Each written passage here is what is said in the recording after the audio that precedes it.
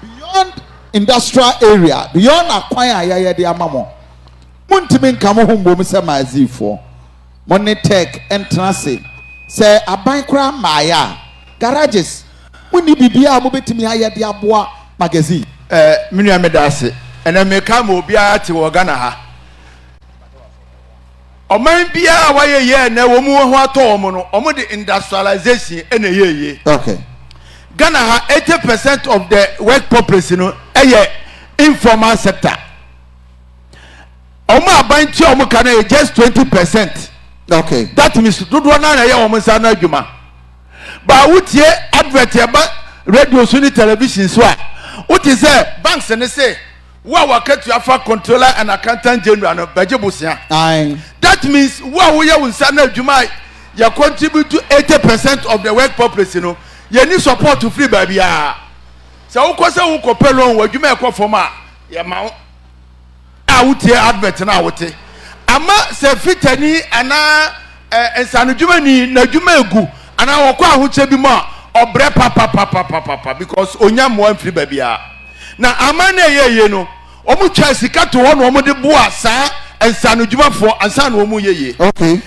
Me fa wo kwa kire America abani twa sika to ho ana wo di asase kese ya from Silicon Valley ana wo se wo adwuna obetimi dia ye bibia ensanu dwumafo no mo kogu woda me ma mo bosia adan de hia mu bia na mo ntem na mo fa mo adwene nya bibi ma yenhwe ene ma enwanwa ahodo fa every Silicon Valley na ba wiase. Okay.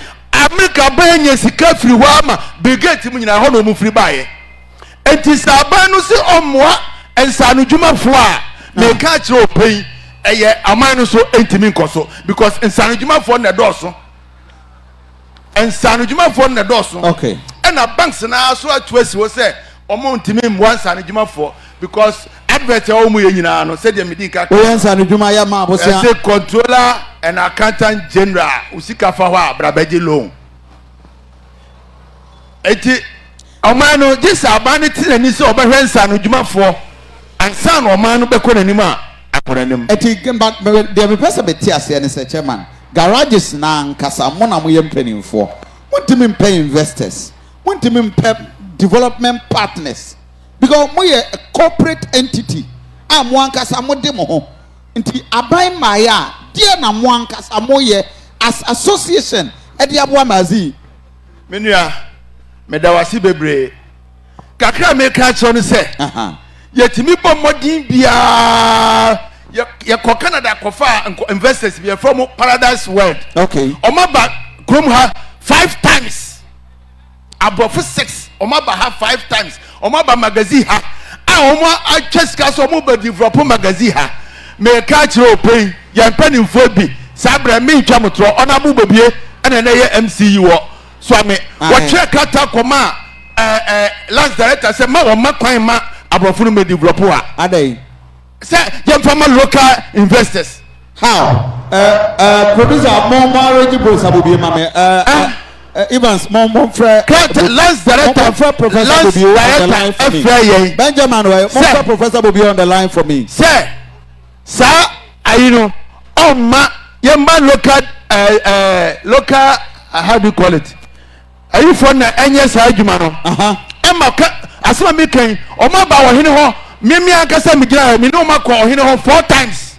Bobie was MCE ewo ha. Me say me ni abrofo na ko hene ho 4 times. Emma o hene kwa ka che o me say mama me ka che me man say ye be si magazine industrial hub. Yes mama ya mama me problem ene ka me nim benya asem. Enso me ka che aba pem ne ye from Paradise World.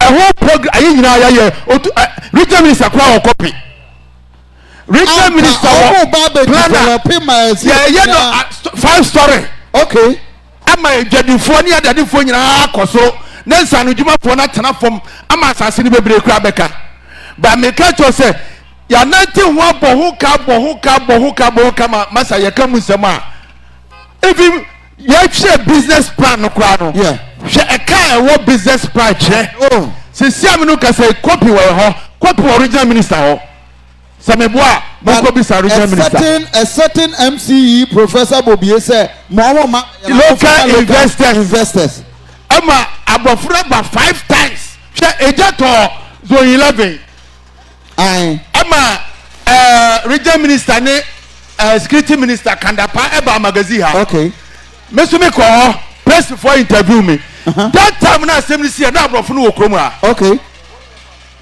time ejani to zone 11 no na abofra no okrom ha wow ama sase mo emeka no radio so ebra o interview me meka ni nyina wa bra ona abu bebe ejina me nkyai regional minister gira obi ona bu Kandapa gira ho enteni ya wo kana no pe ni se mazi a en develop ye no ona bu bobie ka ho bi masa asase da da ho no I to say enhoma krokura asase ni mu mi wa enka sabo furu be develop ya enka at least on be satisfy mo be jom sika kwa na ka be 25 years ka magazine this asase ni be kwa be ka me fo no kwa be ko so ma bi aka enso so sa na mo no be tu gaji se panifo afekwa de ye hu de enye biem e ka ye board hu nyina ayekwa but sir monya new MC Maxwell kasa SMP ye de MC ebrepamu no ye de sa issue no baba she make che obi o gana ha Suame Magazine ha na higher industrial area o but MC for no person omu control ha ahadie uye MC na baba ha wo ho kwase obaji revenue wo ho kwase obaji government taxes e wo hanyina na mum se wo be control land ne dia ye dia wo pede enye sa na ade na tie okay chairman Akoma no suma me just about 20 minutes past 8 my many Professor Bobie because allegation we are very serious former MC de Suame Professor Bobie my mema wa chema wa kwa abamra Akoma FM bibi abako de hello Bobie hello yeah Kofi Asantini bibi abako de oni no ofom pa me mene no ofom a me ba cho se bibi abako ntini ye yeah bibi abako de nyame adom boko anapai ye mazi garage sedim ha ye din komo na mi bisa se DNT na garages entimin tumpo garages chairman say omo fa investors every Canada buyer and come be developer ha wo Professor Bobie say wo local investors menti dia o kano okay Professor Bobie also wo local investors into wa ma Canada for no am developer ha why would you do that? Hello. Yes, sir. Menti dia o kano. Right. Me pato otemenka. Emma clear wa ha. Emma kase Timothy Monhwa na onya clear. Ne ye bisa ne se abai promises so obema Suame Magazine aya industrial hub. Canada for na buy no. Adenti eno amon developer ha. Emma clever. I don't know. Mama mene Professor Bobie etwase edi nkomo na abusafo nkomo na ye di ni nyina na ye ba akopɛ ni nyina ne se ebradu se ye ma asanteman ye nyante ase wɔ ne ba bi Professor Bobie de ba cho se se ade otemenka metonka fantastic nkomo ni nyina ne se Canada for by se nkomo develop magazine garages for say wo gina musa wo local investors into one moment develop it adentra enya no kre obia obeka sa asem ni bia me nye kanu a ha no ema no ka sa asem no me Bobie ebe stop investors hwe magazine e ho no me Bobie free me nkwala abrim ma ye shiu sha wo ho ma to twa wo ho ma sesa condemn wo ho ma to ka dada ahihye wo ho me sorry a enne anopai kurai se mi simun temo a me na magazine ansa na makoma adwuma me fa club sesa na ansa na makopia sokoma mampoma ene ya wo garage sanim ha ya antibrasisi a Peter me bai minti ma ho me ni ho se me oda kwa dwum kra oh okay man you Peter for ni nyina wo ho no garage se mpanyimfo e me nwanwa so bi be kasa wo mu nyina ye nipa me be ye MC wo mu support me Emma madwuma kakra me ye successful ani so adi hunu a ekura me ni omu nyina na eke nti e me nwanwa so obi be gina ba bia ka se Canada for be project na bobi a stop wo it's unbelievable garages chairman ankasa ene ye ne di nkomo Osei Bonsu si bobi stop no Canada project it's unbelievable I'm surprised nimpanyin for ka ho Akoma magazine went to me and Yabian Canabobiana or attacking us or a man to a magazine. We are aware of Canadian investors, not garages for no wooden common. I have no idea. I have no idea. And maybe now no suggest say or the drawings be by and make call warm ho because now me Jenny quite a fast way garages. Pacho tie me. Bitopa. Me jire kwae be fa so e be peja garages. Ena me ka se tan bia ya de ani to amonanufo no so no ma disappoint yen. Enti ye hwa amonanufo no ye hwa local fo no so because me wo gidie se garage ha no ye wo sikafo power ha among the spare parts dealers.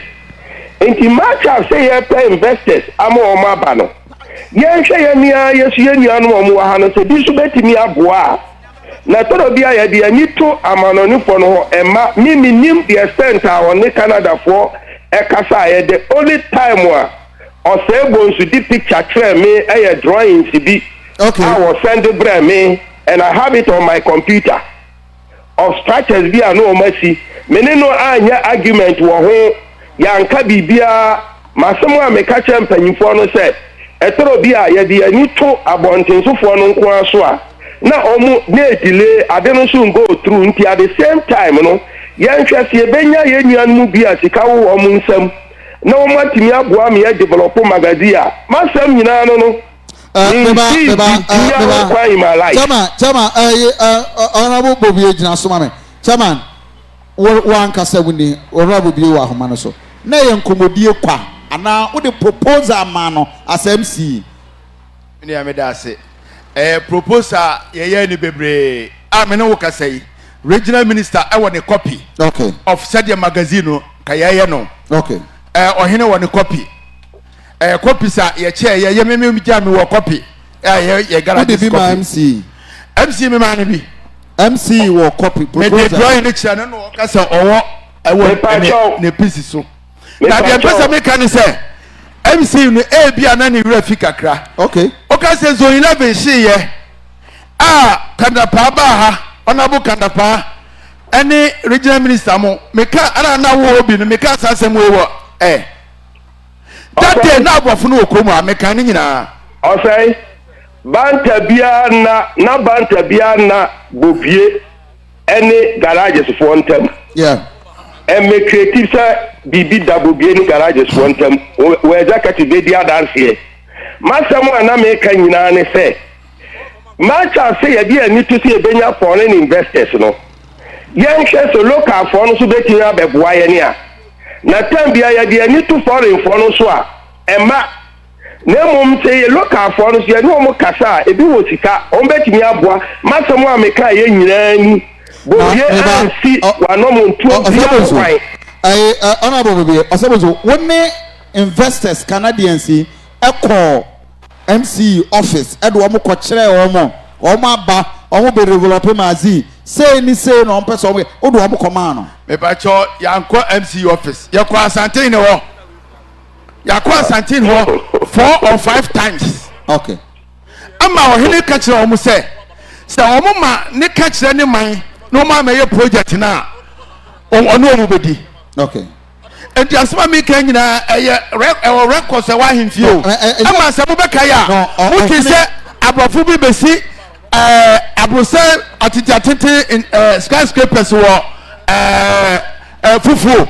barakasi se mo ti ya the same ayina ana no mo be sa project no so eti yakọ chairman o kasa no wo si Bobie twiro krata the command China for ne say China for me pacho I Canada for no that be the Canada for or krata ma hen for last director on the free catcher say ultimate values abrofo demand list no okay so before some baba project no okay this so munya asase no enkrata okay ana yen so dey call lance say lance nya list no ema yen say dey ya abrofo be project no okay lance director ya pressing na no ana friend no ka say ontimi nya mayen because this is kata I want him. Akrata hwan na de koye. Ano o say honorable Bobie na de kata no buy. Or de ko say say ma ye land no for the project.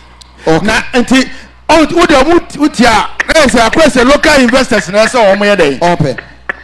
Honorable yes we try kata Akoma lands for say ma omo lease asase na ma garages for the project. Masa mi nwanwa pa wonim me baye no na me nu o madi nkuta ho bebre project a wo kai mi hu ni proposal say project bi aba o say na bo mama ne say I know what the country but me pesa minya lance ho no wo tro krata commission okay on say mami tire mu tire say number 1 me one say what they may about some of these issues at this time. I'm surprised. Number 2, me see magazine for empun to juma bia ho kwan. Kan ka say dia ko kire otum farmer order na mi Bobie sabe me ne wan. Na ma ko stop a national project. Who am I? Me mom na me encourage see a benya such projects amana koso. Na last commission. What happened here? We realize say and conform the application Akoma Lands Commission for leasehold. Okay. I was Suame. Share what you show when you share on conform CC Adai. Magazine a residential place. Mr. Wo Nidium, a structures na yati or hono, a garages, a workshops. You see, Aluna, Missy no. Say, ya. But Brandy magazine no to free or two for no. Sir Peter for Osha document na. Or say it is given to fitters. So mbe ye wo majuma. Now what is happening here? Me ma historical background kakra. There me ba me dey me nyini nyam Sir Peter for ne magazine. Ana Rollins ba chire so e ka ho. Workshop nkwa no sisi ye. All of a sudden magazine adane residential structures and yekum workshops no enti wo watch carefully akwaya wo magazine na blocko why because you sit down adwuma no ebe ye wo ekwa mu is that the way to go sa na ese ye no ni nyina no ni nuan what wo he now let me tell you something me buy na me say that bi say ye be ye kra mun design bibi only akobesi dan kra workshop no mrafie okay na whatever structure no enkosoro na fitafo ni nya adwuma na me ko school of Bantama early me classmates ya o man tinya nto aso anko o wanimu no Suame eno o mo baaye bebre babaye adwuma na enei si adane residential structures na fita adwuma no tua sa for no hin o mbeko that's the question I've been asking.